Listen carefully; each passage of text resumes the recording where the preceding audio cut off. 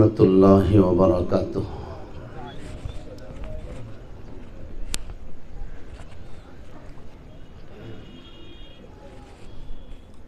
الحمد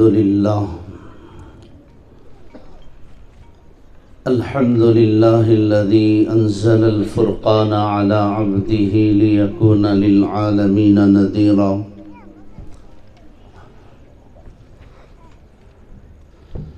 الحمد للہ الذی خلق کل شیء فقدرہ تقدیرا۔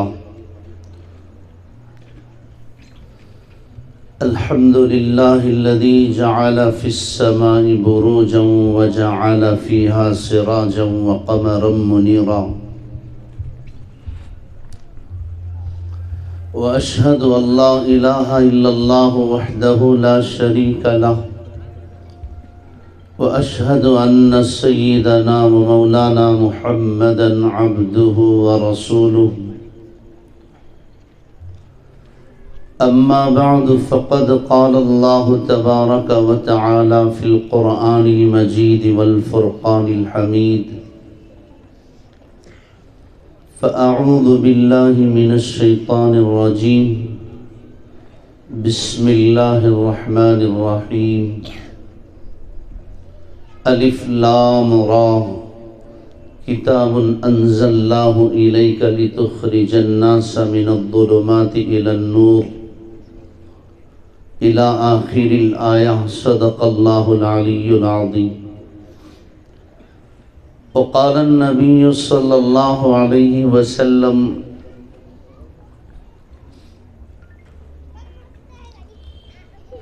ان اللہ یرفع بہذا الکتاب اقواما ویضع بہ آخرین۔ وقال علیہ الصلاة والسلام: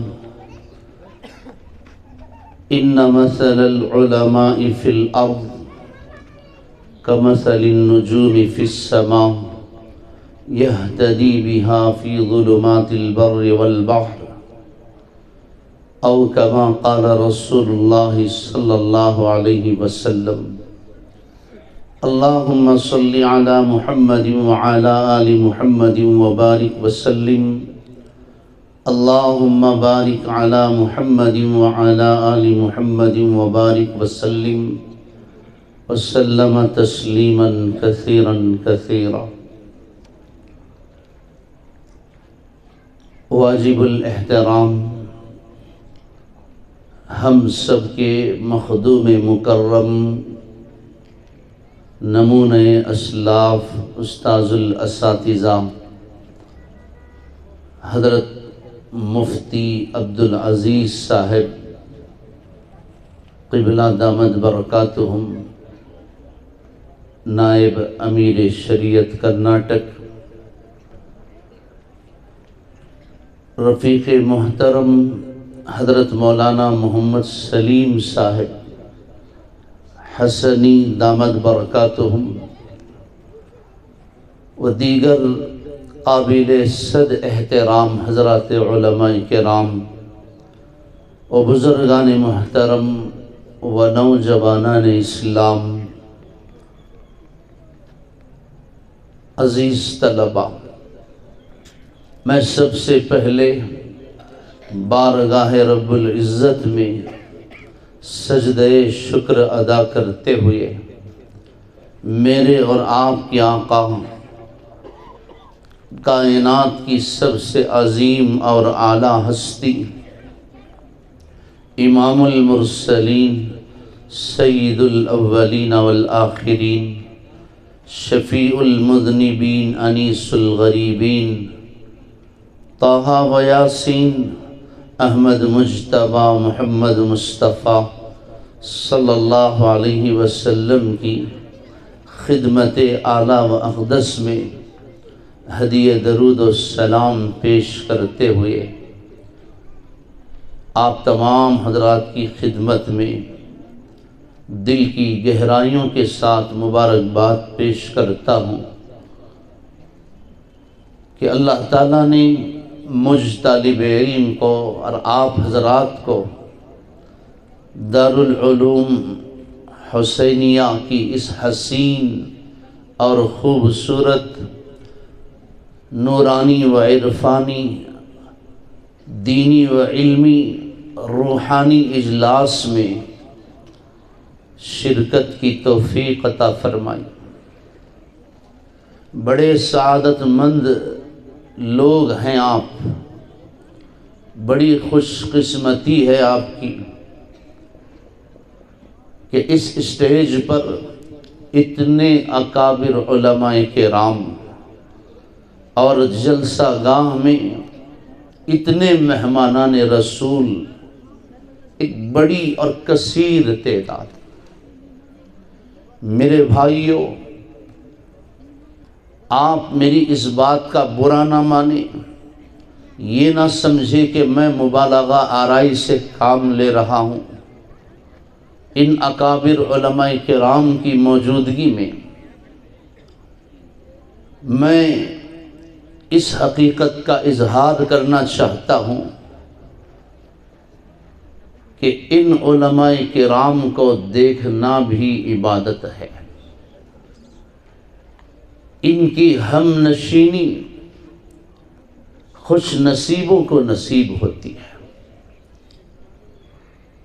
میرے اور آپ کے آقا حضرت محمد مصطفیٰ صلی اللہ علیہ وسلم نے ارشاد فرمایا، لوگوں، جس نے عالم کی زیارت کی اس نے گویا میری زیارت کی ہے، جس نے میری زیارت کی مجھے امید ہے کہ قیامت کے دن حشر کے میدان میں جب اللہ تبارک و تعالی فیصلہ فرما دیں گے، جنتی لوگ جنت میں چلے جائیں گے، جہنمی لوگ جہنم رسید ہوں گے، جمعہ کا دن ہوگا، میدان مزید میں اللہ رب ذوالجلال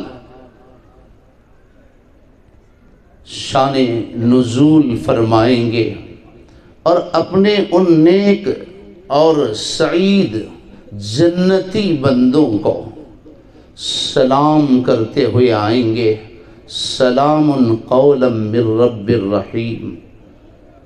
اللہ کی قسم، اس دن حضرات انبیاء علیہم السلام کی مجلس میں یہ علماء بھی ہوں گے، اور جنہوں نے ان علماء سے محبت کی، ان کو محبت کی نگاہ سے دیکھا، امید ہے کہ اللہ تعالیٰ ان کو بھی اس اجلاس کا حصہ بنائیں گے، وہ بھی انشاءاللہ اس میں داخل و شامل ہوں گے۔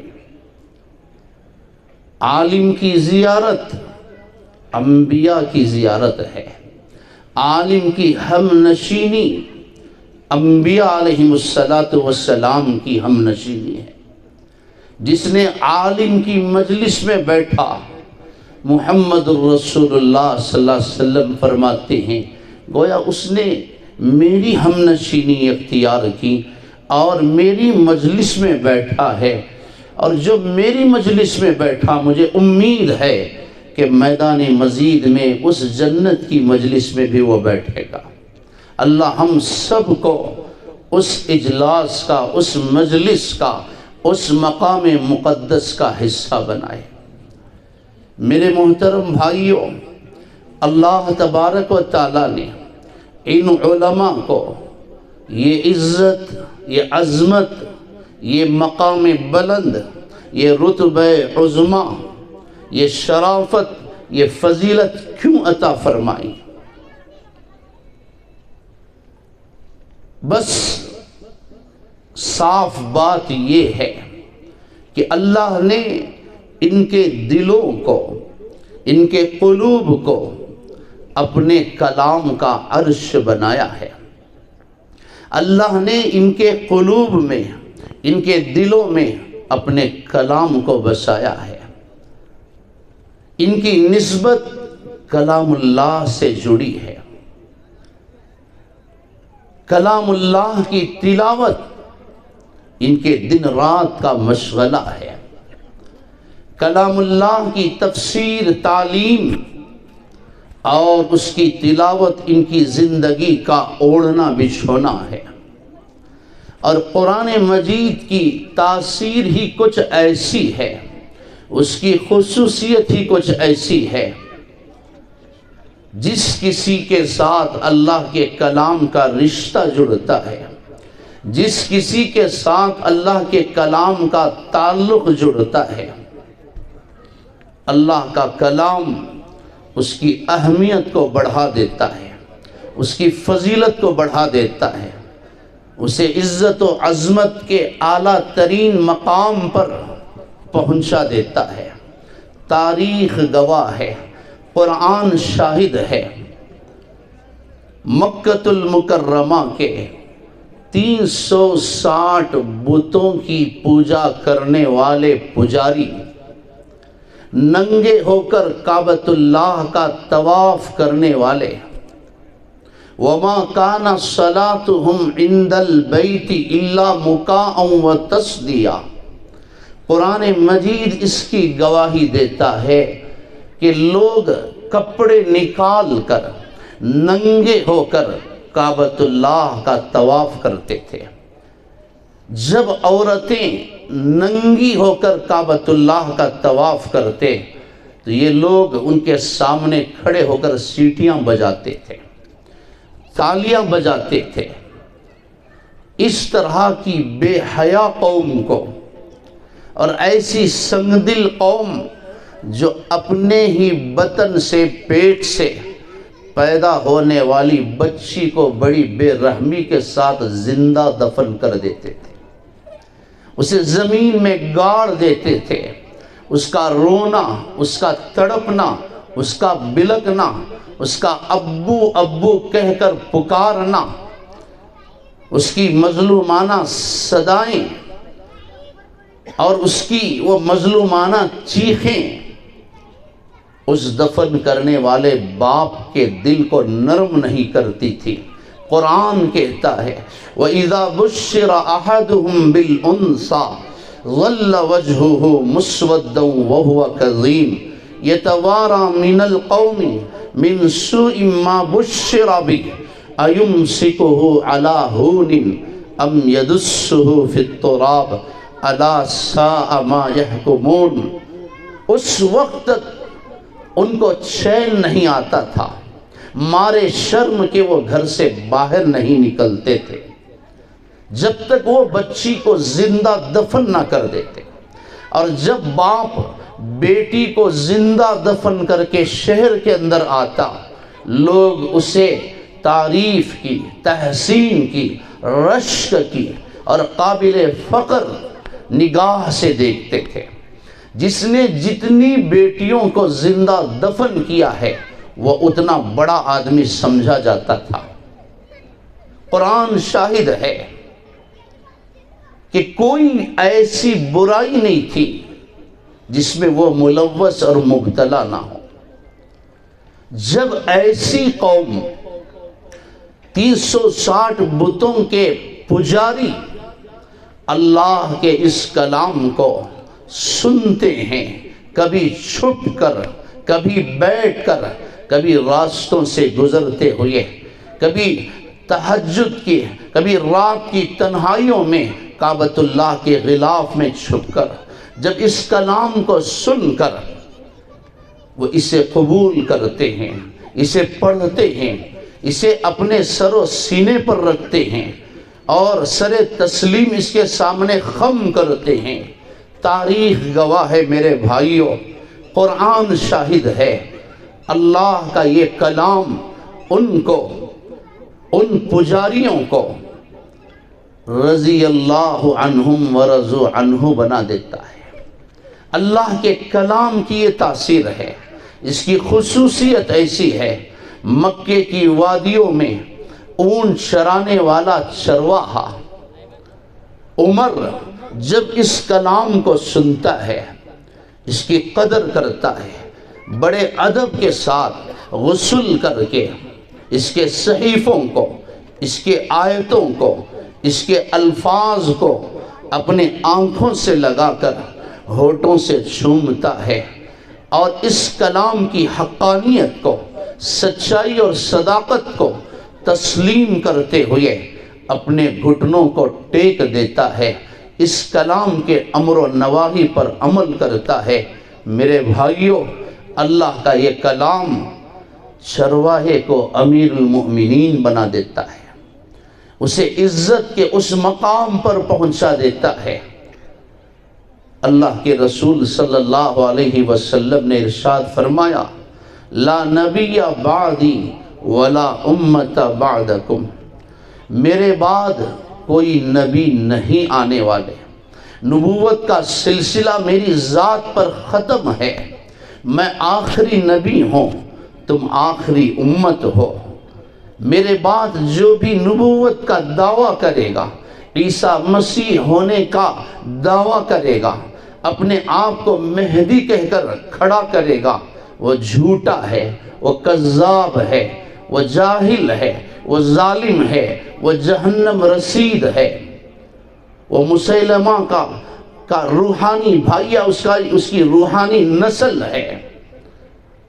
میرے بعد کوئی نبی آنے والا نہیں، لیکن رسول اللہ صلی اللہ علیہ وسلم نے ایک مرتبہ اسی چرواہے کو، اسی عمر کو دیکھ کر فرمایا تھا، لو کان بعدی نبی لکان عمر، اے عمر، اللہ نے تجھے وہ عظمت عطا فرمائی ہے، اللہ نے تجھے وہ عزت عطا فرمائی ہے، میرے بعد اگر اللہ کسی کو نبی بنا کر بھیجتا، تو اس قابل تھا، تو اس لائق تھا کہ اللہ تجھے نبی بنا کر بھیجتا، میرے بعد کوئی نبی بن کر آتا، اللہ تجھے نبی بنا کر بھیجتے۔ میرے بھائیوں، یہ کون ہے جو مکے کی وادیوں میں اونٹ چراتا تھا؟ اللہ کے رسول صلی اللہ علیہ وسلم نے فرمایا تھا عمر کی عظمتوں کو بیان کرتے ہوئے کہ عمر کسی میت پر اس کے ماں باپ آنسو بہائیں گے، کسی کی موت پر اس کی اولاد روئے گی، کسی کے جنازے پر اس کے اپنے، اس کے رشتہ دار، اس کے متعلقین، اس کے محبین، اس کے اہل خانہ، اس کے دوست و احباب، اس کے محلے والے، گاؤں والے، قریے والے، شہر والے اس کے جنازے پر افسوس کریں گے، غم کا اظہار کریں گے۔ لیکن عمر، جس دن تیرا جنازہ اٹھے گا، تیری موت پر اسلام آنسو بہائے گا، تیرے جنازے پر اسلام روئے گا۔ یہ کون ہے؟ یہ وہی چرواہا جو مکۃ المکرمہ کی وادیوں میں اونٹ چراتا تھا۔ امیر المؤمنین عمر رضی اللہ عنہ مدینہ المنورہ سے اپنے دور خلافت میں عمرے کی نیت سے تشریف لائے، مکۃ المکرمہ کے حدود میں داخل ہوئے، وہ پہاڑیاں شروع ہوئی، امیر المؤمنین قافلے کو چھوڑ کر، قافلے سے الگ ہو کر جاتے ہیں، ایک پہاڑ کی چٹان پر کھڑے ہو کر کچھ سوچنے لگے، آنسو بہانے لگے، رونے لگے۔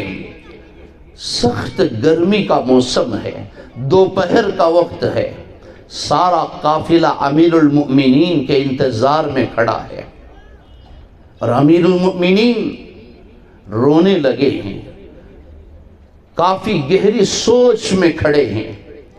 ایک بے تکلف ساتھی صحابی آگے بڑھتے ہیں، امیر المؤمنین یہ کون سی جگہ ہے اور آپ یہاں کھڑے ہو کر کیوں روتے ہیں؟ آپ کیا سوچ رہے ہیں؟ سارا قافلہ آپ کے انتظار میں کھڑا ہے، زمین توے کی طرح تپ رہی ہے، آسمان انگارے برسا رہا ہے۔ امیر المؤمنین آخر یہ کون سی جگہ ہے؟ میرے بھائیوں، امیر المؤمنین نے کیا فرمایا؟ غور سے سننا میرے بھائی، یہی وہ جگہ ہے، یہی وہ وادی ہے، یہی وہ مقام ہے جہاں دور جاہلیت میں عمر اونٹ چراتا تھا، صبح سے شام تک اونٹ چرا کر گھر جاتا تو میرا باپ خطاب میری پٹائی کرتا تھا، مجھے مارتا تھا، اور کہتا تھا کہ عمر تجھے اونٹ تک چرانا نہیں آتا، تو کیا زندگی گزارے گا؟ وہ بن گئے اوروں کے ہادی جو اونٹ تلک چروا نہ سکے۔ آج سوچ رہا ہوں، انا کنا اذل قوم فاعزنا اللہ بہذا الاسلام فاعزنا اللہ بہذا القرآن۔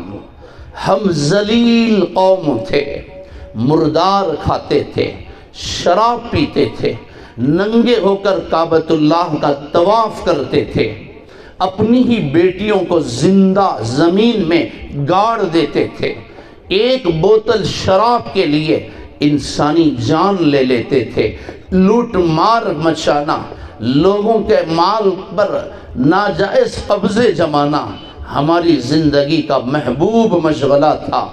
لیکن اسلام کی برکت سے، قرآن کی برکت سے، حضرت محمد مصطفیٰ صلی اللہ علیہ وسلم کی برکت اور ان کے صدقے میں اللہ نے ہمیں کیا عزت عطا فرمائی۔ آج اللہ نے مجھے امیر المؤمنین بنا دیا ہے۔ یہ قرآن کی تاریخ ہے میرے دوستو، یہ قرآن کی خصوصیت ہے، یہ قرآن کی تاثیر ہے، یہ قرآن کی برکتیں ہیں۔ آپ جانتے ہیں حبشہ سے ایک غلام اٹھتے ہیں، سیاہ فام، بالکل فقیر انسان جن کے پاس کچھ نہیں ہے، آئے دربار رسول میں اور آپ کے قدموں پر گر پڑ کر اسلام قبول کرتے ہیں، قرآن کو اپناتے ہیں، قرآن کے امر و نواہی پر عمل کرتے ہیں۔ جب اس کلام کو ایک غلام سیاہ فام اپنا کر چلتا ہے، اللہ کا یہ کلام اس غلام کو نبی سے آگے جنت میں چلاتا ہے۔ میرے بھائیوں، کہیں ہمارے ذہنوں میں یہ بات نہ آئے، کیا وجہ ہے کہ ہم بھی قرآن پڑھتے ہیں، ہم بھی اپنے بچوں کو پڑھاتے ہیں، ہم بھی گھر میں قرآن خوانی کرتے ہیں، دکان و مکان میں، دفتر میں قرآن خوانی ہوتی ہے، پھر ہمارے بچے امن سے کیوں نہیں؟ پھر ہماری بچیوں کی عزتیں کیوں لٹ رہی ہیں؟ کیوں ہمارے مساجد و مدارس مسمار کیے جا رہے ہیں؟ کیوں ہماری بہن بیٹیوں کی عزتوں کو لوٹا جا رہا ہے؟ کیوں ہمارے اپنے گھروں پر، ذاتی مکانات پر بلڈوزر چل رہے ہیں؟ کیوں ہماری تجارتوں کو چھینا جا رہا ہے؟ کیا وجہ ہے کہ ہمارے اپنے ملک میں، اپنے شہر میں، اپنے محلے میں ہم خوف زدہ ہیں، ہمیں امن حاصل نہیں، ہم اس ملک میں رہتے ہوئے خوف کے سائے میں زندگی کیوں گزار رہے ہیں؟ کیا نعوذ باللہ بلال کا خدا الگ تھا، عمر کا رب الگ تھا، مکہ المکرمہ کے ان پجاریوں کا خدا جن کو اللہ نے رضی اللہ عنہم ورضوا عنہ بنایا، کیا ان کا خدا الگ تھا؟ ہمارا خدا الگ ہے۔ ان اللہ لا یظلم الناس شیئا ولکن الناس انفسهم یظلمون وما ربک بظلام للعبید۔ اللہ نے ان کے ساتھ یہ معاملہ کیوں کیا؟ ان کو عزت و عظمت کیوں عطا فرمائی؟ اور آج ہم کیوں ذلیل ہو رہے ہیں؟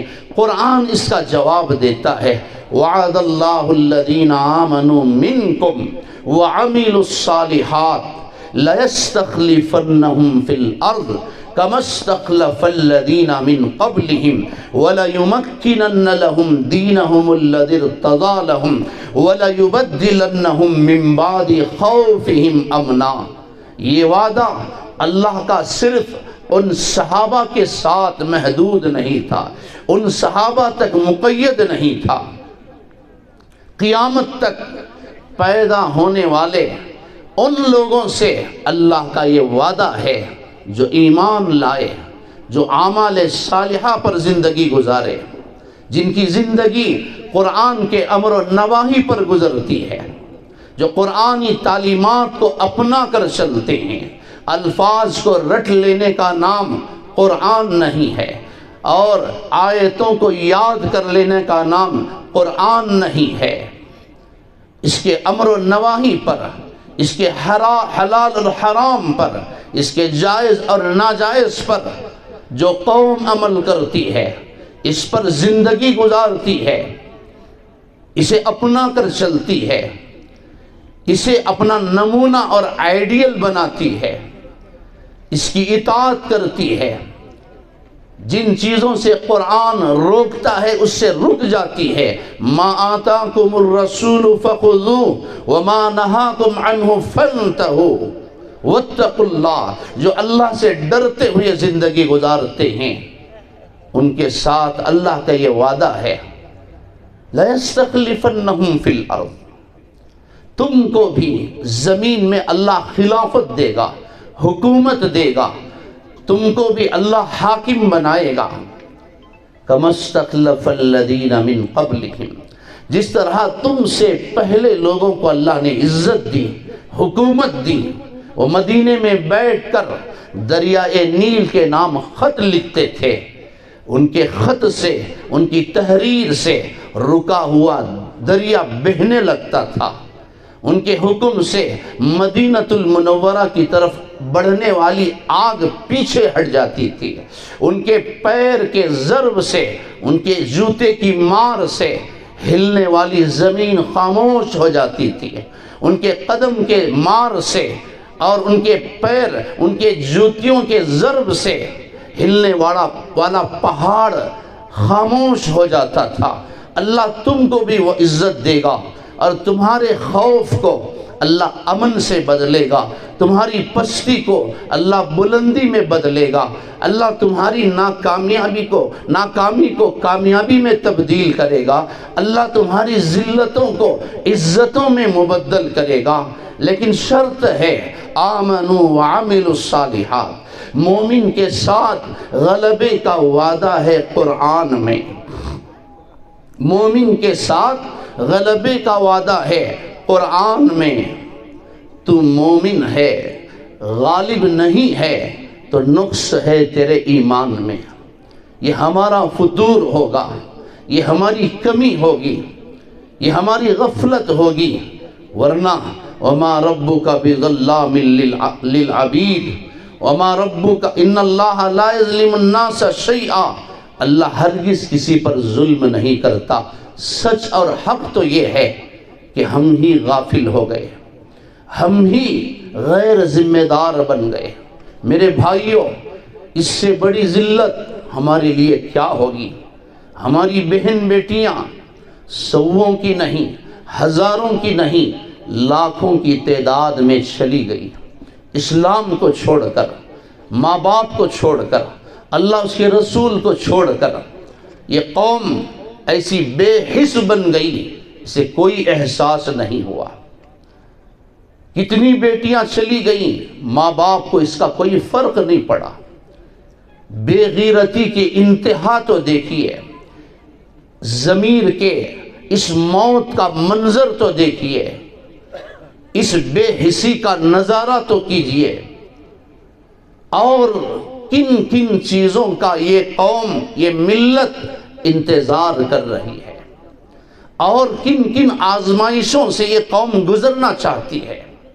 کس طرح شہروں میں آگ لگ گئی، کس طرح ہر گھر، ہر محلے تک یہ لعنت پہنچ گئی۔ ہر دن ہم سنتے ہیں، اور یہ خبریں اخبارات کی زینت بنتی ہیں، سوشل میڈیا پر یہ خبریں نشر کی جاتی ہیں، روز بروز اسے پھیلایا جاتا ہے، ان کی بہن بیٹیوں کے تعلق سے اسکیمیں بنائی جاتی ہیں، اعلان کیا جاتا ہے کہ جاؤ کمپنیوں کے پاس، کالجوں کے پاس، فیکٹریوں کے پاس، اسکولوں کے پاس، مسلمان لڑکیوں کو پٹا کر لاؤ، ان کو پکڑ کر لاؤ، عشق اور محبت کے جال میں پھنسا کر لاؤ، ہم 5 لاکھ روپے کا چیک تمہیں دیں گے، تمہارے لیے گھر کا انتظام کریں گے، تمہارے لیے راشن کا انتظام کریں گے، تمہارے لیے ہر طرح کی سہولت دیں گے۔ روزانہ تمہاری بہن بیٹیوں پر اسکیمیں بنتی ہیں، ہماری بہن بیٹیوں کے تعلق سے اعلانات ہوتے ہیں۔ میں کیسے سمجھاؤں ان غافل نوجوانوں کو، ان بے حس ماں باپ کو، اس بے غیرت معاشرے کو، اور کس چیز کا یہ معاشرہ انتظار کر رہا ہے، اور کتنا یہ معاشرہ گرنا چاہتا ہے، اور کتنا ذلیل ہونا چاہتے ہیں۔ میرے بھائیوں، اکابر علماء کرام کی موجودگی میں چھوٹی زبان بڑی بات کہہ رہا ہوں، معاف کیجئے۔ کتے کو تو اپنی اولاد کی فکر ہے، لیکن آج جس ناپاک دور میں ہم زندگی گزار رہے ہیں، اور جس بے غیرتی اور غفلت کے ماحول میں ہم سانس لے رہے ہیں، ہم مسلمانوں کو اپنے بچوں کی کوئی فکر نہیں ہے، کوئی احساس نہیں ہے۔ حضرت امام غزالی رحمۃ اللہ علیہ فرماتے ہیں، حقیقی یتیم وہ بچہ نہیں ہے جس کے ماں باپ کم عمری میں 5-6 سال کی عمر میں اسے چھوڑ کر مر کر چلے گئے، وہ بچہ حقیقی یتیم نہیں ہے۔ حقیقی یتیم وہ بچے ہیں جن کے ماں باپ زندہ ہیں پھر بھی ان کی فکر نہیں کرتے، ان کے تعلق سے ان کو کوئی فکر نہیں ہے۔ آج کتنے نوجوان، کتنے بدمعاش، حرام کرنے والے، حرام کھانے والے ہماری بہن بیٹیوں پر ہاتھ منہ مار کر چلے جاتے، کوئی احساس نہیں ہوتا۔ ہمارے نوجوان بھائی، وہی رفتار بے ڈھنگی جو پہلے تھی وہ اب بھی ہے۔ ہوٹلوں کے پاس بیٹھ کر وقت گزارنا، فٹ پاتھوں پر بیٹھ کر گپ شپ کرنا، چائے نوشی اور پان کھا کر، بیڑی سگریٹ پی کر وقت گزارنا، الیکشن کا موقع آئے تو اوروں کے، غیروں کے پیچھے ان کی شال اور ہار پکڑ کر 500,000 روپے لے کر نعرے لگاتے پھرنا۔ بے حسی تو دیکھیے، بے غیرت کا اندازہ لگائیے۔ روبداروں، خونخواروں اور قاتلوں کے پیچھے ہاتھوں میں، گلے میں کتوں کی طرح چین ڈال کر، بے ڈھنگے بال رکھ کر، بے ڈھنگا لباس پہن کر روبداری کرنا، بیکاری میں، بے روزگاری میں وقت گزارنا، یہ وجوہات ہیں، یہ حالات ہیں۔ مجرم یہ نوجوان ہیں جن کی ذمہ داریاں کچھ اور تھیں، لیکن کچھ اور یہ کرنے لگے ہیں۔ ان کے فرائض کچھ اور تھے، یہ اپنے فرائض سے غافل ہو کر، اپنی ذمہ داریوں کو بھول کر جب ان چیزوں میں پڑے رہے تو پھر کون کیوں نہیں آئے گا؟ محلے کے، گاؤں کے، ملک کے حرام خور ہماری بہن بیٹیوں پر نظریں کیوں نہیں ڈالیں گے؟ مجھے معاف کیجئے، آج بڑے افسوس کے ساتھ میں کہہ رہا ہوں کہ ہمارے بچے ماں باپ کے رہتے ہوئے یتیم ہو چکے ہیں۔ میرے بھائیوں، آج کے ان حالات میں ہم عزت کی زندگی گزارنا چاہتے ہیں، ہم کچھ کرنا چاہتے ہیں، قوم کو، ملت کو، امت کو بچانا چاہتے ہیں، تو ان بچوں کی طرف ہمیں توجہ دینی پڑے گی۔ میرے نوجوان بھائیوں سے اللہ اس کے رسول کا واسطہ دے کر کہوں گا، بہت برباد ہو چکی ہے یہ قوم۔ 12 سال کا بچہ آج فٹ پاتھوں پر بیٹھ کر نشہ کرتا ہے۔ 15 سال کا بچہ جو قوم کا مستقبل تھا، ملت کی امید تھا، ملت کی ذمہ داریاں اس کے کندھوں پر تھی، گھر کی ذمہ داریاں اس کے کندھوں پر تھی۔ میں بہت سارے جنازے ہر جمعہ پڑھاتا ہوں، میں اس نوجوان کا جنازہ کبھی بھول نہیں سکتا۔ ایک نوجوان 25 سال کی عمر میں اس کا جنازہ اٹھ گیا، اس کا انتقال ہوا، اسے مسجد کو اس کا جنازہ لایا گیا، میں نے پوچھا یہ نوجوان 25 سال کی عمر میں کیا بیماری تھی، آخر کیا وجہ پیش آئی کہ یہ مر گیا؟ یہ تو گھر کا ذمہ دار تھا، گھر کی ذمہ داریاں اس کے کندھوں پر تھیں، نوجوان بہنوں کی ذمہ داریاں اس کے ذمے تھی، یہ گھر کا اکیلا بندہ تھا جو گھر کے لیے ذریعہ معاش تھا، گھر کی ساری ذمہ داریاں اس کے سر پر تھیں۔ نوجوانوں نے مجھے اس کی تصویر بتائی، اس عظیم اسٹیج سے میں اس کا اظہار کر رہا ہوں، میں نے دیکھا اس کے دونوں ہاتھوں کو، اس کے دونوں پیروں کو، اس کے جسم میں اتنے حصے میں اتنی جگہ خالی نہیں تھی جہاں سوئی رکھی جاتی، اس کے ہاتھ پیر سڑ چکے تھے، نشہ کرتے کرتے، گانجا مارتے مارتے۔ یہ ہیں آج ہمارے نوجوانوں کی مشغولی، ان کی مصروفیات، ان کی جو ہے دن رات کی جو ان کی محنت ہے، اس کے پیچھے یہ لوگ پڑے ہیں۔ پھر کیوں نہیں ہماری بچیاں غیروں کے ساتھ جائیں گی؟ جب گھر کے نوجوان غافل ہو گئے، ضرورت پیش آئی، گھر کے اندر فقر و فاقے آئے، گھر کے اندر تنگی آئی، اب ماں کو گھر سے باہر نکلنا پڑا، جا کر اوروں کے غیروں کے گھر میں جھاڑو دینے پر، وہ برتن دھونے پر وہ مجبور ہو گئی۔ نوجوان بچے غافل ہو گئے، نوجوان بہنوں کو، گھر کی بیٹیوں کو گھر سے باہر نکلنا پڑا۔ گھر کے اندر تنگی ہے، روزی کی تنگی ہے، کھانے پینے کی تنگی ہے، اخراجات کی تنگی ہے، ضروریات کی تنگی ہے۔ اب وہ گئیں کہیں فیکٹریوں میں کام کرنے کے لیے، کہیں دفتروں میں کام کرنے کے لیے، سب سے پہلے ہی حریص، لالچی، بد کردار، بدکار، حرام خور لوگ ایسے ہی بچیوں کے انتظار میں بیٹھے ہیں، بازاروں میں، تاک میں، ان کے انتظار میں۔ اب یہ بچیاں مجبوری کے عالم میں گھر سے باہر نکلیں، ان لالچی اور حریص بدمعاشوں کا شکار ہو گئی۔ میرے نوجوان بھائیوں، اللہ کبھی معاف نہیں کرے گا اس غفلت کو، اس غفلت سے ہمیں باہر آنا پڑے گا، اس سے ہمیں توبہ کرنا پڑے گا۔ ملت کی ذمہ داریوں کو سنبھالنا ہے۔ ملت کا بہت استحصال ہو رہا ہے، بہت یہ برباد ہو چکی ہے، سیاسی اعتبار سے گویا ہم مر چکے ہیں، ہماری کوئی طاقت نہیں ہے، دینی اعتبار سے ہماری کوئی پہچان نہیں ہے، اخلاقی اعتبار سے ہم بہت گر چکے ہیں۔ کون سا مارواڑی ہے جو مسلمان کو قرض دے؟ کون سا غیر مسلم بھائی ہے جو ہمت کر کے کسی مسلمان کو گھر کرائے پر دے، اس کے پڑوس میں آئے؟ یہ ہے ہماری پہچان، یہ ہیں ہمارے حالات زندگی، یہ ہیں وہ حقائق جس کی طرف ہمیں نظر کرنی ہے، اس پر غور کرنا ہے۔ ملی تنظیموں کو اس کی فکر کرنا ہے، جماعتوں کو اس پر کام کرنا ہے، علماء کے ساتھ ساتھ عمائدین شہر کو اس کی فکر کرنا ہے۔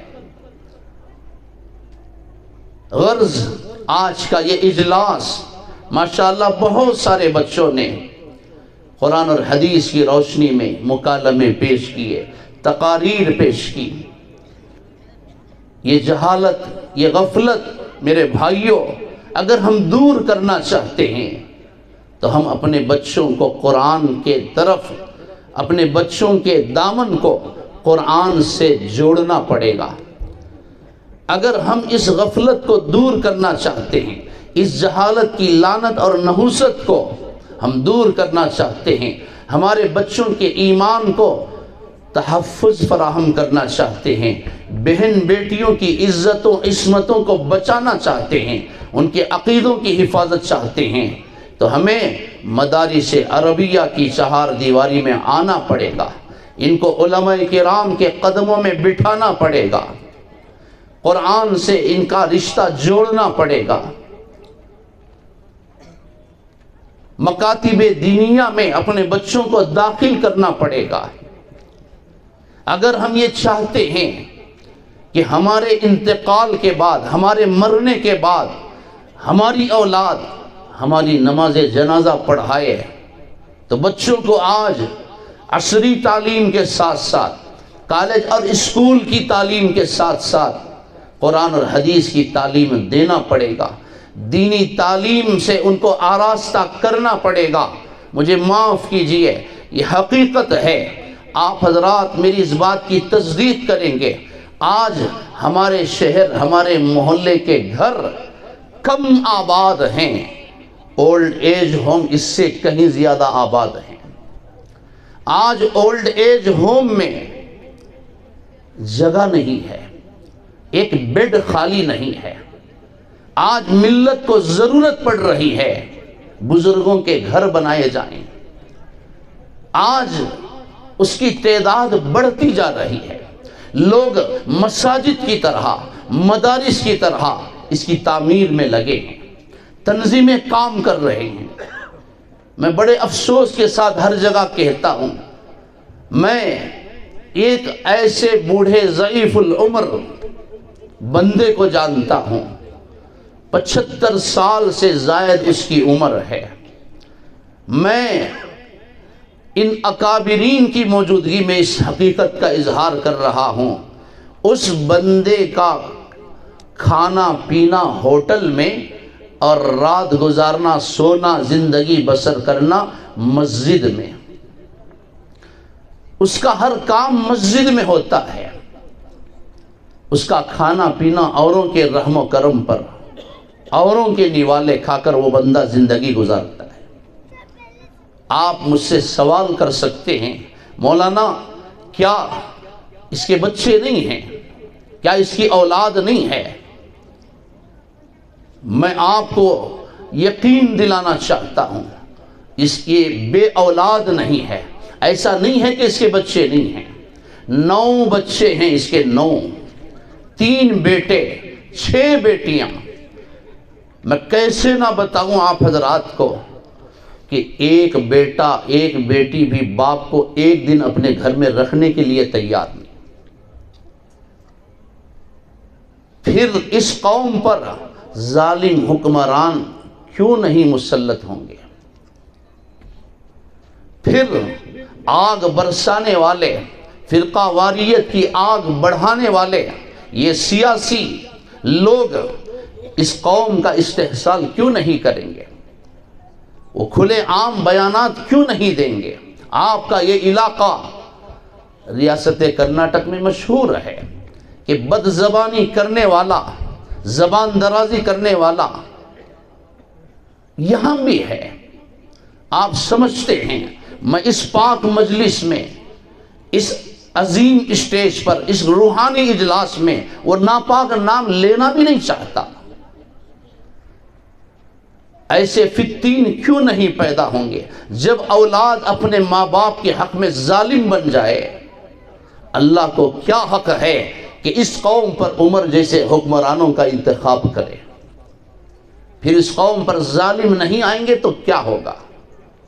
جب مساجد میں ائمہ کو ستایا جائے، ان کے حقوق ضائع کیے جائے، مساجد میں روبداری ہو، سیاست چلے، ذمہ داروں کے اندر اکڑ آ جائے، عہدے اور منصب کا غرور آ جائے،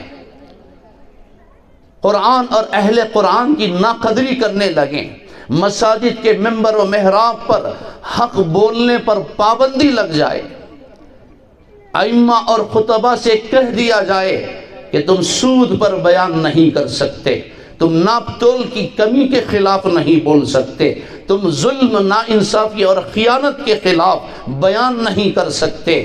جب مساجد کے ممبر و محراب پر حق کے گلے کو گھونٹا جائے، سچائی کی آواز کو دبایا جائے، تو پھر ان ظالموں میں مکے کے ان کافروں میں کیا فرق باقی رہ گیا؟ مکے کا ابو جہل بھی یہی چاہتا تھا کہ وحی کی آواز ہمیشہ کے لیے بند ہو جائے، محمد صلی اللہ علیہ وسلم کی یہ تلاوت، ان کا یہ پیغام ہمیشہ کے لیے خاموش ہو جائے۔ آج یہ ہو رہا ہے، پورے ملک کے اندر تحریک چل رہی ہے، اوقاف کی جائیداد کی فکریں ہو رہی ہیں۔ ہمارے اکابر، ہمارا جو سرمایہ ہیں، جن کے سائے میں ہم زندگی گزار رہے ہیں، کیا وجہ ہے کہ وہ اکابر علماء کرام جن کا مقام مسند درس تھا، جو شیخ الحدیث ہیں، جو ممبر و محراب پر بیٹھتے ہیں، جن کی جوتیوں میں بیٹھ کر لاکھوں طلبہ تیار ہوتے ہیں، آج وہ سڑکوں پر بیٹھ کر اپنا حق مانگنے پر مجبور ہو چکے ہیں، اوقاف کی جائیداد کو بچانے پر مجبور کیوں ہیں؟ میں پوچھوں گا، یہ بڑی شخصیت ہماری ریاست کی یہاں تشریف فرما ہے، میرا سوال ہمیشہ سے تھا، آج بھی کر رہا ہوں، یہ شہر بھی ماشاءاللہ اوقاف کی املاک کا شہر ہے، بہت ساری جائیداد اوقاف کی اس شہر میں بھی ہے، جس سے ملت کی غربت دور ہو سکتی ہے۔ میرا سوال یہ ہے، ہم حقوق مانگ رہے ہیں، جائیداد اوقاف کی بچانا چاہتے ہیں، میں پوچھنا یہ چاہتا ہوں، اوقاف کی جائیداد کو بیچ کر کھانے والے کون ہیں؟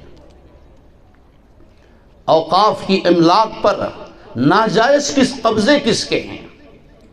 اوقاف کی دکان پر 25-50 سال سے قبضہ جما کر مارکیٹ میں، بازار میں جس کا کرایہ 25,000 روپے ہو، 50 روپے دے رہا ہے، 50 روپے کرایہ اس کا باندھ رہے ہیں، یہ کرنے والے کون ہیں؟ میں پوچھنا چاہوں گا، کون سی تنظیم، کون سی سیاسی پارٹی آ کر اوقاف پر اور اس کی جائیداد پر قبضے جما رہی ہے؟ سچائی کو ہمیں ماننا پڑے گا، سچائی کو تسلیم کرنا پڑے گا اور اس کا اظہار بھی کرنا پڑے گا۔ کوئی سیاسی پارٹی آ کر اوقاف کی جائیداد پر قابض نہیں ہے، اس پر قبضہ جمانے والے، اسے ناجائز طریقے سے استعمال کرنے والے، حرام کے پیسے کھانے والے، یہ ہمارے اپنے مسلمان ہیں، یہ ہمارے کلمہ پڑھنے والے ہیں، یہ ہمارے اداروں کے ذمہ دار ہیں، یہ ہمارے صف اول کے مصلی ہیں، ان کے قبضے ہیں، پہلے ہم ان کے قبضے سے، ان کے ناجائز تسلط سے ہم اوقاف کی جائیداد کو بچائیں، اللہ بڑے بڑے ظالموں کو ہٹائے گا۔ کتنے ظالم ان اوقاف پر قبضے جمائے بیٹھے، یہ قوم کیسے عزت پا سکتی ہے جب اس قوم کے ذمہ دار اللہ کے گھروں کو بیچ کر، ان کے سودے کر کے حرام کا مال کھاتے ہیں، مساجد کی آڑ میں اپنا پیٹ پالتے ہیں؟ کیسے اللہ اسے آباد کرے گا؟ کیسے اللہ اسے عزت کی زندگی دے گا؟ یہ وہ حقائق ہیں جن پر ہمیں غور کرنا پڑے گا، اس سے واپس آنا ہوگا، ورنہ میرے بھائیوں، اللہ کا فیصلہ ہے، حرام کے لقمے کھا کر کوئی قوم آباد نہیں ہوئی ہے، حرام کی دولت سے بچوں کی پرورش کر کے کوئی گھرانہ، محلہ، خاندان آج تک آباد نہیں ہوا ہے۔ آپ کے شہر کے کئی قدیم عمارتوں کو آج میں نے دیکھا، گزرتے ہوئے میں نے نگاہ ڈالی، وہاں ویرانی ہے، بے رونقی ہے، نحوست ہے، کوئی فاتحہ درود بھی وہاں جا کر پڑھنے والا نہیں ہے، کوئی ان کی قبر پر جا کر تھوڑا سا وقت گزارنے والا نہیں ہے۔ کیا وجہ ہے؟ تاریخ کے اوراق میں جن کا نام لکھا گیا ہے، تاریخ میں جنہوں نے اپنی پہچان بنائی ہے، آج ان کی قبر پر یہ ویرانی کیوں ہے؟ آج ان عمارتوں میں جالے کیوں بنے ہوئے ہیں؟ کیڑے مکوڑوں کا راج کیوں ہے؟ یہ ویرانی، یہ غیر آبادی، یہ نحوست، یہ لعنت، یہ بے رونقی کیوں ہے؟ بہرحال میرے بھائیوں، آج کے اس عظیم اجلاس کے موقع پر دارالعلوم حسینیہ کے اس سالانہ اجلاس میں میں آپ سے یہی گزارش کرنا چاہتا ہوں کہ کم سے کم اپنے بچوں کو قرآن سے اتنا تو جوڑیے، اتنی تو دین کی تعلیم دیجیے کہ یہ بچے کم سے کم ہماری نماز جنازہ تو پڑھ لیں۔ کل ہمارا حشر بھی ایسا ہی نہ ہو جیسا آج ویران کھنڈرات میں، بڑی بڑی قدیم عمارتوں میں آج سوئے پڑے ہیں، پتہ نہیں ان کی قبروں میں کیا ہو رہا ہے۔ کسی ایسے ایک بچے کو تیار کیجیے، جب موت کے جھٹکے شروع ہوں تو وہ بچہ آپ کے سرہانے آ کر کلمہ تلقین کرے، سورہ یاسین پڑھے، موت کی سختی کو روک دے۔ ایسے بچے کو تیار کر کے جائیے جو آپ کی نماز جنازہ پڑھائے، آپ کے قبر میں جا کر سونے کے بعد آ کر سورہ فاتحہ سورہ اخلاص پڑھ کر ایصال ثواب تو کرے۔ ایک واقعہ عرض کر کے اپنی بات ختم کرتا ہوں۔ حضرت علامہ ابن کثیر رحمۃ اللہ علیہ لکھتے ہیں، غالباً غزوہ تبوک کا موقع ہے، میرے اور آپ کے آقا حضرت محمد مصطفیٰ صلی اللہ علیہ وسلم حضرات صحابہ کرام کے ساتھ میدان جہاد میں مصروف ہیں، کام میں لگے ہیں، ایک مزدور کی طرح، ایک کام والے کی طرح، جس کے جوتیوں کے صدقے میں اللہ نے عرش معلیٰ کو پیدا کیا، جنت الفردوس کو بنایا، ساری کائنات جن کا صدقہ ہے، وہ عظیم نبی، وہ جلیل القدر نبی صحابہ کے ساتھ کام میں لگے ہیں۔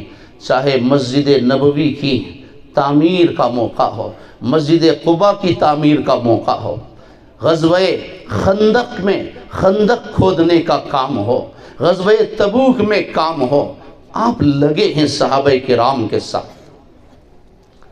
حضرات صحابہ کرام کو محسوس ہوا اچانک روشنی بڑھ گئی، اجالا پھیلتا چلا گیا، سورج کی کرنوں میں، اس کی شعاؤں میں تیز اضافہ ہو گیا۔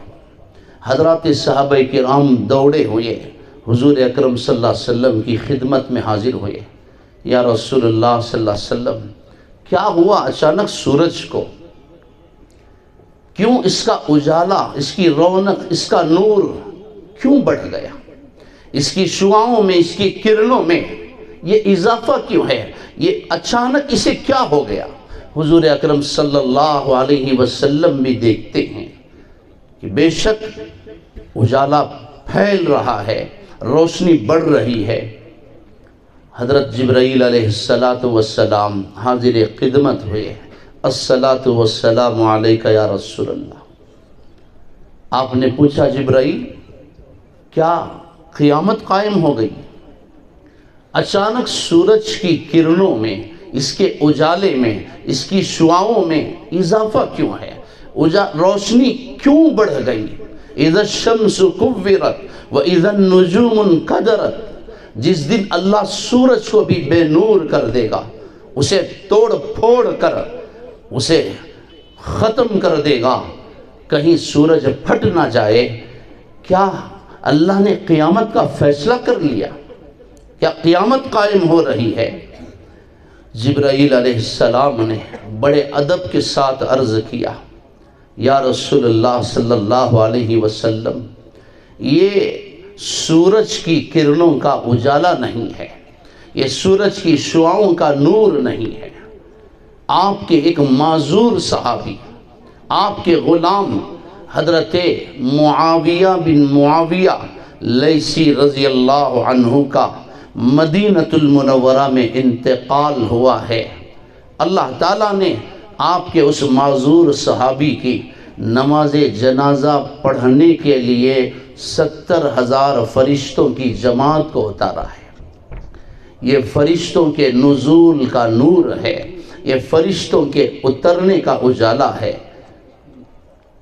وہ معذور تھے، جہاد میں شرکت نہیں کر سکے۔ لیس علی العامى حرج ولا علی العارج حرج ولا علی المریض حرج، نہیں آ سکے، جنگ میں انتقال ہوا ہے۔ حضور اکرم صلی اللہ علیہ وسلم رشک فرماتے ہیں۔ جبرائیل نے پوچھا اللہ کے رسول کیا آپ بھی ان کا دیدار کرنا چاہتے ہیں؟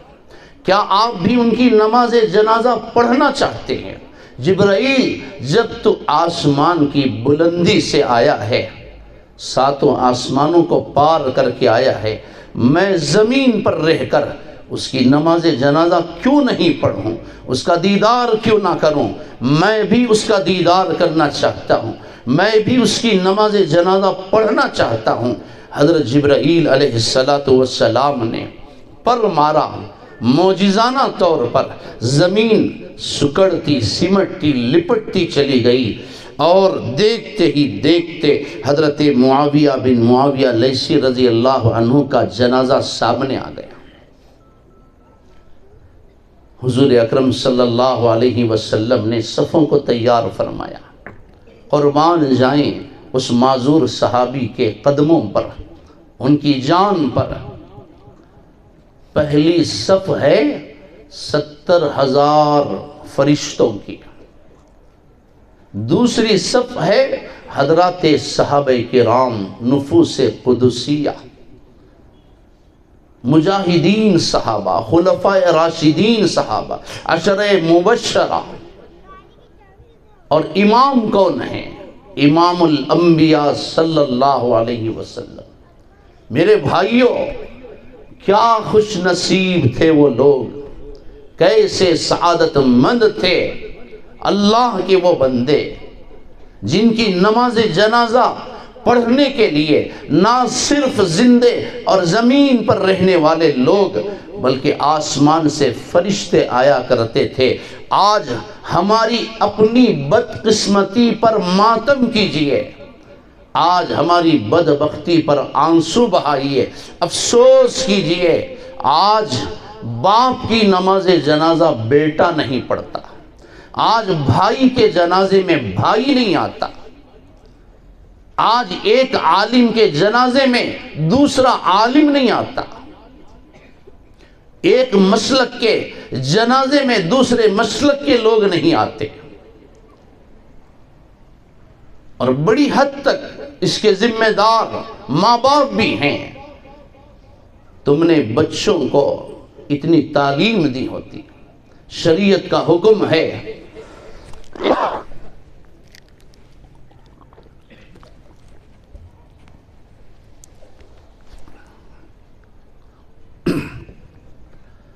بچہ جب پیدا ہو تو اس کے داہنے کان میں اذان دی جائے، بائیں کان میں اقامت پڑھی جائے۔ یہ کام مسجد کے مؤذن کا نہیں ہے، کسی عام حافظ یا عالم کا نہیں ہے۔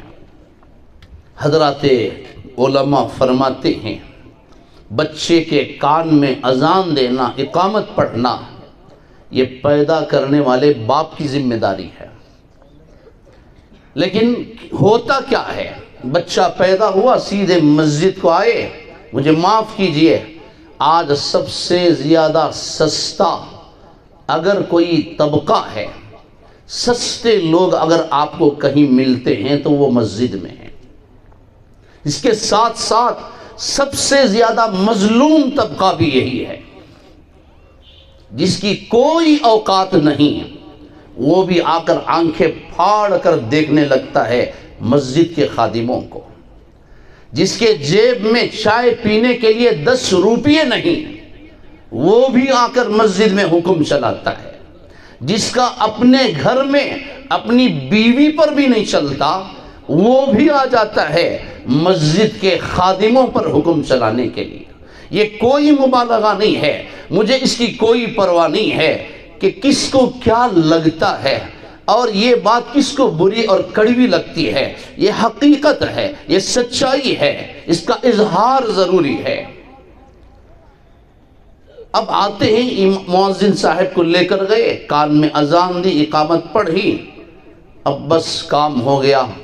اب جب باپ اس طرح مؤذن صاحب کے ذریعے سے پیدا ہونے والی اولاد کے کان میں اذان مؤذن صاحب کے ذریعے سے کہلواتا ہے، لکھتے ہیں علماء کرام، اس طرح باپ اپنی اولاد کے دنیا کا سب سے پہلا حق ضائع کرتا ہے۔ اب کما تدین تدان، جب باپ ایسا کرتا ہے تو بچہ بھی وہی کرے گا۔ جب بچہ پیدا ہوا تو باپ سعودی عرب میں، اب باپ مرا تو بیٹا امریکہ میں۔ باپ کا انتقال ہو جائے تو شریعت کا حکم ہے کہ باپ کی نماز جنازہ مسجد کے امام صاحب نہیں، اس کا بیٹا پڑھائے۔ یہ اس کی ذمہ داری ہے، جو اس کا قریبی رشتہ دار ہے وہ باپ کی نماز جنازہ پڑھائے۔ وہ سوچے گا میرے باپ نے مؤذن صاحب کے ذریعے سے میرے کان میں اذان کہلوائی تھی، چلو آج میں بھی اس کا بدلہ چکاتا ہوں، انتقام لیتا ہوں۔ اب وہ آئے گا جنازے کو لے کر، امام صاحب سے کہے گا کہ حضرت میرے باپ کی نماز جنازہ پڑھا دیجیے۔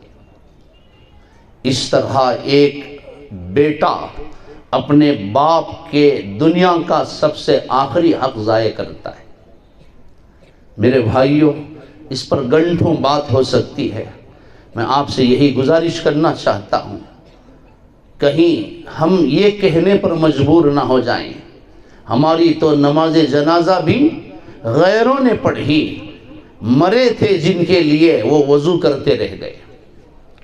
حلال اور حرام کی پرواہ کیے بغیر جس اولاد کو اچھے مکان میں رکھنے کے لیے، اچھا کھلانے کے لیے، اچھی پرورش کے لیے، اچھی زندگی دینے کے لیے باپ نے حلال اور حرام کی بھی پرواہ نہیں کی تھی، جائز اور ناجائز کی پرواہ نہیں کی تھی، ہر مال کو لوٹ کر، ہر حرام کو اکجا کر کے ان کی دنیا کو آباد کیا تھا۔ آج حالت یہ ہے کہ باپ کا جنازہ سامنے ہے، بیٹے کو کچھ نہیں پتا کہ پہلی تکبیر کے بعد کیا پڑھنا ہے۔ ایسے برے انجام سے اپنے آپ کو بچائیے، اسی لیے یہ ادارے قائم ہیں، اسی لیے یہ مکاتب قائم ہیں۔ خود بھی جڑے، اپنی اولاد کو یہاں لا کر ان کو جمع کریں، ان کا رشتہ، ان کا دامن قرآن سے جوڑیں، اور خود بھی ان کی قدر کریں، علماء کی، حفاظ کی عزت کریں، ان کی توہین و تحقیر نہ کریں، ان کو بے عزت اور ذلیل نہ کریں، عہدوں کا ناجائز اور غلط استعمال نہ کریں۔ عہدے کی اکڑ اور اقتدار کا زعم ان علماء کرام کے سامنے نہ دکھائیں، یہ بہت بڑی بربادی ہوگی، اللہ کا بہت بڑا عذاب آ سکتا ہے، اللہ کے عذاب کا کوڑا برس سکتا ہے، اللہ کی لاٹھی میں آواز نہیں ہوتی۔ مساجد میں خدمت کرنے والوں کی بد دعائیں مت لیجیے، ممبر و محراب پر کھڑے ہو کر جب ائمہ آہ نکالتے ہیں سارے محلے کی خوشحالی جل جاتی ہے۔ اللہ تعالیٰ خیر کے فیصلوں کو اٹھا لیتے ہیں، ان کے حقوق کو ضائع مت کیجیے۔ سب سے بڑا عذاب اللہ یہ دے گا، ہم نے اکابرین سے سنا ہے، جو کسی عالم دین کی، حافظ قرآن کی توہین کرتا ہے یا ان کو تحقیر آمیز نگاہوں سے دیکھتا ہے، ان کو ذلیل کرتا ہے، اپنے عہدوں کا غلط اور ناجائز استعمال کرتے ہوئے ان کی زندگیوں کو تنگ کرتا ہے، ان کے بیوی بچوں کو مجبور کرتا ہے، ان کو رونے اور آہیں بھرنے پر مجبور کرتا ہے، اللہ اس کے 7 نسلوں میں حافظ قرآن کو پیدا نہیں کرتے، پھر اس خاندان میں کوئی عالم، کوئی حافظ پیدا نہیں ہوگا۔ اس طرح کی حرکتوں سے ہمیں باز آنا ہوگا۔ غرض بڑی لمبی چوڑی تفصیلات ہیں، میں اپنی بات ختم کرنا چاہتا ہوں۔ حضور اکرم صلی اللہ علیہ وسلم نے نماز جنازہ پڑھائی، جبرائیل سے پوچھا، جبرائیل آخر اس کی نیکی کیا تھی، کیا عمل تھا اس کا، اللہ نے اس کو یہ عزت کیوں عطا فرمائی، 70,000 فرشتے اس کے جنازے میں آئے ہیں، کیا نیکی ہے اس کی؟ اگر آپ حضرات یہ وعدہ کریں گے کہ آپ سب اس پر عمل کریں گے تو میں بتاؤں گا، کریں گے انشاءاللہ، سب اس پر عمل کریں گے۔ چھوٹی سی نیکی ہے، بہت چھوٹا کام ہے، عرض کرنے لگے یا رسول اللہ صلی اللہ علیہ وسلم، جس کلام کو اللہ نے آپ کی ذات اقدس پر اتارا ہے اس کلام کی ایک چھوٹی سی صورت ہے، سورہ اخلاص، قل هو اللہ احد اللہ الصمد لم یلد ولم یولد ولم یکن لہ کفوا احد۔ اللہ کے رسول، آپ کے یہ معذور صحابی اس سورت سے بڑی محبت کیا کرتے تھے، چلتے پھرتے اٹھتے بیٹھتے اس سورت کو پڑھتے تھے۔ سورہ اخلاص کی محبت نے آپ کے صحابی کو، اس معذور غلام کو یہ عزت عطا فرمائی ہے۔ میرے بھائیوں، سورہ اخلاص ایک چھوٹی سی سورت ہے۔ یہ بچے یہ پورا قرآن ہے آپ کے سامنے، یہ علماء یہ چلتا پھرتا قرآن ہے۔ یہ بات کسی کو نہیں معلوم کہ قاری کیا ہے، مجھے اشعار یاد نہیں رہتے، حقیقت میں ہے وہ قرآن، حالانکہ وہ پڑھتے ہیں لیکن وہ قرآن ہے، حقیقت میں یہ چلتا پھرتا قرآن ہے۔ جب ان حفاظ کی، ان علماء کی آپ قدر کریں گے، یہ پورا قرآن ہے، ان کی عزت کریں گے، اللہ آپ کو کیا کچھ دینے والا ہے۔ سورہ اخلاص ایک مرتبہ پڑھتے ہیں 10 پاروں کا اجر اللہ دیتا ہے، 3 مرتبہ پڑھتے ہیں اللہ ایک قرآن پڑھنے کا اجر اللہ آپ کو عطا کریں گے۔ جائیے قبرستان میں ماں باپ کی قبر پر، رشتہ داروں کی قبر پر سورہ فاتحہ پڑھیے، سورہ اخلاص پڑھیے، ان کے لیے ایصال ثواب کا اہتمام کریں۔ بدعات اور رسومات سے، غلط رواجوں سے، غلط چیزوں سے، فضول رسموں سے بچتے ہوئے قرآن کی طاقت وہاں بھی ظاہر ہوگی، اللہ وہاں بھی اس کی برکتوں کو ظاہر کرے گا۔ رمضان کا مہینہ آ رہا ہے پوری رحمتوں کے ساتھ، پتہ نہیں آج بھی کتنے جنازے اٹھ گئے، کتنے لوگ شب برات میں تھے آج نہیں ہیں۔ دعا کیجئے کہ اللہ تعالیٰ وہ رحمتوں اور برکتوں والا مہینہ ہماری زندگیوں میں ہم کو عطا فرمائے۔ مجھے لگتا ہے کہ آج کے 8 روز کو انشاءاللہ آئندہ چہارشنبے کو شاید ہم لوگ تراویح پڑھ چکے ہوں گے۔ اللہ کرے کہ وہ مہینہ ہم سب کی زندگیوں میں آئے۔ یہ قرآن کا مہینہ ہے، اس میں کثرت سے تلاوت کریں۔ سورہ یاسین قرآن کا دل ہے۔ میرے اور آپ کے آقا حضرت محمد مصطفیٰ صلی اللہ علیہ وسلم نے فرمایا، میرا دل چاہتا ہے کہ قرآن کا یہ دل میرے ہر امتی کے دل میں رہے۔ سورہ یاسین ایک مرتبہ پڑھتے ہیں 10 قرآن کا اجر ہے۔ سورہ تکاثر، الہاکم التکاثر 8 آیتیں ہیں، 1000 آیتوں کا اجر ہے۔ کتنی ایسی صورتیں۔ سورہ واقعہ پڑھیے، آپ کے گھر میں کبھی فاقہ نہیں آئے گا، آپ کے دکان میں پھر کبھی ضرورت نہیں پڑے گی کہ آپ سفید پتھر کو کالی رسی میں باندھ کر لٹکائے رکھیں، پھر آپ کو نیمبو، ناریل، مرچ، کوئلہ وغیرہ ٹانگنے کی نوبت نہیں آئے گی، کسی عامل کے در کے چکر کاٹنے کی نوبت نہیں آئے گی۔ پڑھیے سورہ بقرہ، سورہ واقعہ کی تلاوت کیجئے، آیت الکرسی کی تلاوت کیجئے۔ قبر کے عذاب سے بچنا چاہتے ہیں، خود بھی سورہ ملک پڑھیے، اولاد کو پڑھا کر جائیے۔ اللہ تبارک و تعالی سب سے پہلے کہنے والے کو، بعد میں سننے والوں کو، سارے عالم اسلام کو اس پر عمل کی توفیق عطا فرمائے۔